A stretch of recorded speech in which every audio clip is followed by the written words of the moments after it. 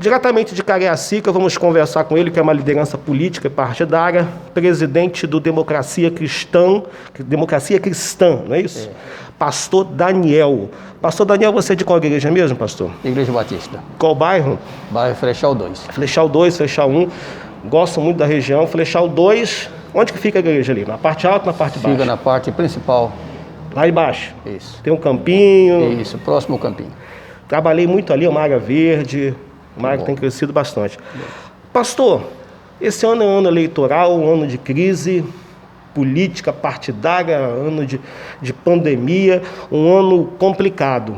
Como é que o senhor, que é uma liderança política religiosa, passeia por essa situação? Como é que o senhor está assistindo isso? O senhor que é um homem de Deus, religioso, você acha que essa crise de doença foi enviada pelo Satanás para acabar com a vida de todo mundo? Eu creio, em primeiro lugar, que essa é uma situação que Deus permite. Deus permite? Deus permite os acontecimentos para que as pessoas possam aproximar dele. Esse é um ponto importante.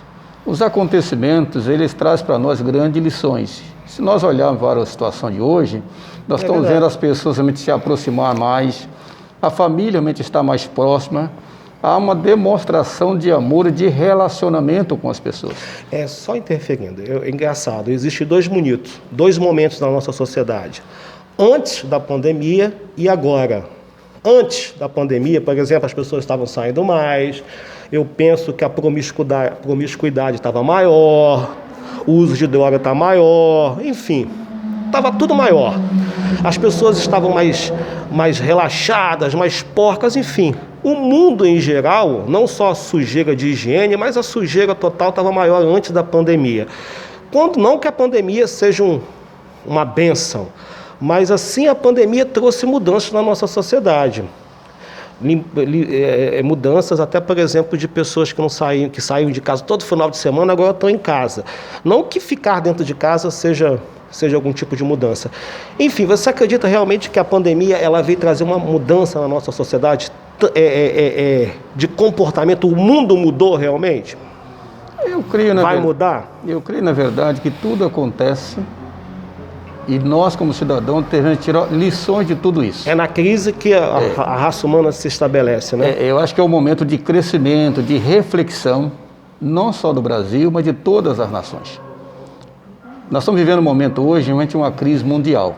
E nesse sentido, nós precisamos entender qual o nosso papel no contexto da sociedade, dando a nossa contribuição para passar por essa crise, né, e tirar dela muitas lições. Nesse momento de crise, vamos falar um pouco da crise da epidêmica, da pandemia, e depois vamos falar sobre a questão política. Eu tenho feito algumas análises assim, e nesse momento de isolamento social, é um momento em que a mulher está sendo mais agredida dentro de casa. Por que o senhor acha isso? Você acha que é na convivência também que as pessoas se conhecem melhor? Qual é a sua opinião em relação ao aumento da violência contra a mulher no momento de isolamento social? Eu penso que a nossa sociedade não estava muito preparada para isso. Mas que este é o momento em que as famílias têm que suportá-lo, têm que aprender uns com os outros. De acordo com como estão vivendo, o Estado tem colocado as suas restrições e as pessoas não estavam acostumadas a viver realmente em casa. Essa é uma experiência que tanto o marido, a esposa, os filhos, né, os avós, têm que buscar de fato a entender e a suportar uns aos outros, de maneira que nós possamos superar isso e sem criar crises maiores. Agora o senhor, como foi dito, o senhor é presidente do partido, o senhor é pré-candidato a vereador, alguma coisa no município de Cariacica? Não, sou só o presidente do partido, da Democracia Cristã. Por que o senhor não pretende ser pré-candidato a vereador? Eu entendo que o presidente do partido deve realmente coordenar o partido, de maneira que tanto os pré-candidatos a vereadores, a pré-candidatura a prefeito, possa ter um desempenho sem realmente influência, né, do mandato. Eu respeito quem é candidato a vereador, presidente do partido, mas no meu entendimento, eu entendo que o presidente do partido ele tem que conduzir o partido e não, de fato, disputar vaga nesse momento. O presidente do partido, que é o Emael, vai vir, né, no Espírito Santo novamente? Será convidado a estar conosco e Quando caminhar conosco. Quando? Eu creio realmente assim no período da nossa convenção.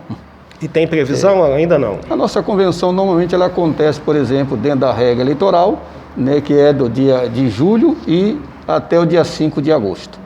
Entendi. Agora, quais são os candidatos que você tem aí novos para essa eleição 2020? A democracia cristã tem um quadro de candidatos novos. Nós não temos candidato hoje com o mandato do partido. Não tem? Não tem. Então, os vereadores, nossos pré-candidatos hoje não tem nenhum mandato na Câmara. Doutor Mota é pré-candidato a prefeitura. A prefeito. Né? E vereadores? Quais são os vereadores que supostamente serão eleitos, pastor? Vereador, nós temos um grupo. Nós estamos motivando todo o grupo para chegar. Nós vamos trabalhar para ter mente uma vaga direto, atendendo a legenda, e uma vaga na sobra. Mas eu penso que todos os 29 pré-candidatos, eles têm sonho e têm desejo. Então, qualquer um deles pode chegar. Uma coisa é certa, o DC tem a legenda e o DC vai realmente, de fato, contribuir no processo eleitoral através do Poder Legislativo. O senhor tem desenvolvido um projeto bacana lá em Flechal 2, você é uma liderança religiosa lá. A sua presença dentro do bairro, nós sabemos que você é um homem de credibilidade, a sua igreja sempre fornece boas intenções para o grupo social.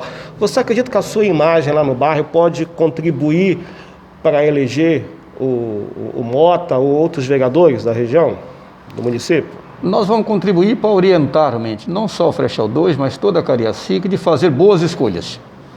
Eu acho que o cidadão de Cariacica tem liberdade e em nenhum momento eu acho que o pastor ou a igreja deve pressioná-lo a ninguém. Deve orientá-lo acerca dos nomes que estão colocados à disposição da sociedade. O que você diz é uma coisa bacana. Você diz não pressionar os fiéis. É uma coisa espontânea, é o que o senhor sempre faz. Né? O senhor apresenta. Quem quiser votar, vota. Quem não quiser votar, não vota, mas está apresentando os candidatos e a mudança, né, pastor? Quantos membros o senhor tem na sua igreja, pastor? Hoje nós estamos com a média, por exemplo, de 70 membros. É uma congregação, é um campo missionário ali em Flechal 2 e temos dado uma contribuição na transformação de vida daquela localidade. Como assim? Quais são as transformações? Transformação no sentido, por exemplo, de tirar pessoas que estão lá muitas vezes envolvidamente com o mundo das drogas, né, talvez na prostituição e outros tipos de pecado. E ao conhecer a verdade, né, e a Bíblia já ensina, conhecereis a verdade e a verdade vos libertará. Quem vai libertar essas pessoas do mundo que estão vivendo é Jesus, se eles quiserem. Então a missão nossa é compartilhar bênção. E Jesus é democrático, né? Ele é o livre-arbítrio. É o livre-arbítrio. Venha, quem quiser salvar, salva. Quem não quiser salvar, né? Isso é interessante que você fala, né, pastor? Que você você não pressiona ninguém. Você não é o tipo da pessoa que você senta perto do Senhor. Não, Jesus, começa a falar de Jesus o tempo todo, né? Pressionando, quase obrigando, ameaçando a pessoa aí na sua igreja ou outro local, né? Você trata isso de forma muito espontânea e isso é muito bom, né, pastor? Sem criar mecanismos de obrigação para que o sujeito vá, porque a salvação e a ida à religião é uma coisa voluntária, né? Uma coisa espontânea, né, pastor? Jesus realmente nunca obrigou ninguém. Se nós olharmos para a Bíblia, a palavra de Deus diz: se quiser vir a mim, negue-se a si mesmo, tome a minha cruz e siga. Eu penso que nós, como líder religioso, nós não temos que impor. Agora, nós devemos esclarecer, de fato, para as pessoas, aquilo que, de fato, é melhor para o bem-estar dele, da sua família e da nossa sociedade. Esse é um ponto importante que tanto o pastor quanto a igreja deve desempenhar. Pastor, finalizando a nossa entrevista, qual é a mensagem, o que o senhor gostaria de falar nesse momento que não foi dito? Eu gostaria de dizer que Cariacica hoje tem nome. Nós estamos colocando hoje, a democracia cristã está colocando os melhores nomes para a cidade. Nós temos um nome que é o Dr. Mota, é um pediatra, cuida de crianças, né, cuida da família. Então nós estamos colocando mente o Dr. Mota como uma opção para que a sociedade possa escolher. E, além do Dr. Mota, nós estamos trabalhando para a reforma do Poder Legislativo. Eu entendo que Cariacica precisa, de fato, trabalhar nesta mudança. E a democracia cristã está colocando nomes para que a sociedade possa escolher. E o nosso desejo é que Cariacica possa, de fato, fazer a grande transformação no ano de 2020. Entendi. A última perguntinha, que é uma pergunta polêmica, que é sempre bom fazer uma pergunta polêmica, eu ia até fazer uma pergunta para o doutor Mota, que depois eu posso falar, sobre a pedofilia. Nesse momento em que o número de mulheres estão sendo agredidas em casa pelos maridos, supostamente o número de casos de pedofilia também tem sido catalogado. Como é que o senhor assiste nesse discurso meu que é empírico, sem nenhum tipo de prova, no momento em que se diz que a família é a coisa mais importante da raça humana, o pai bate na mulher e supostamente esse mesmo homem pode abusar do filho, da filha? Como é que o senhor assiste a esse crime que é uma tragédia, uma desgraça humana, né? Primeiro que as famílias precisam ser orientadas. Esse é um ponto importante. O cidadão comete esse tipo de crime por falta até de conhecimento ou até mesmo de formação. Então, esse é um ponto que... Não, formação porque ele é um bandido mesmo, né, pastor? Não tenho dúvida. E aí o que acontece? Nesse sentido, precisa de orientação. E a justiça deve, realmente, de fato, e o Estado contribuir para que esse tipo de comportamento não venha trazer transtorno para as famílias. Mas nós, como Estado e Igreja, devemos cuidar realmente dessas famílias. Orar por eles e ajudá-los. Finalizando aqui, um homem que está dentro de casa, a criança está dentro de casa sem estudar, abusa da própria filha e do próprio filho, ele tem que ser morto. Desculpa a expressão, é uma fala minha, enfim. O que eu penso é o seguinte, é que o Estado deve cumprir o seu papel. Nem Deus, por exemplo, mandou matar ninguém. Então nós, como líderes, não devemos entrar nesse caminho. O que nós devemos fazer é o seguinte, é trabalhar para que esses acontecimentos não venham acontecer na família. É complicado, né? Mas enfim, na minha opinião, um homem que abusa de uma criança tem que levar um tiro na testa. A pena de morte não existe no Brasil, mas um homem que abusa da própria filha tem que levar um tiro na testa. Bom, pastor, eu agradeço. Obrigado. Como sempre, democrático, um homem extremamente preparado para assumir a presidência do partido. Vai com Deus lá para Flechal 1, Flechal 2. E qualquer dia desse eu vou lá tomar um café na sua igreja lá. Vai ser um prazer se você me convidar. Obrigado pela oportunidade. Obrigado, senhor. Só um minutinho, pastor.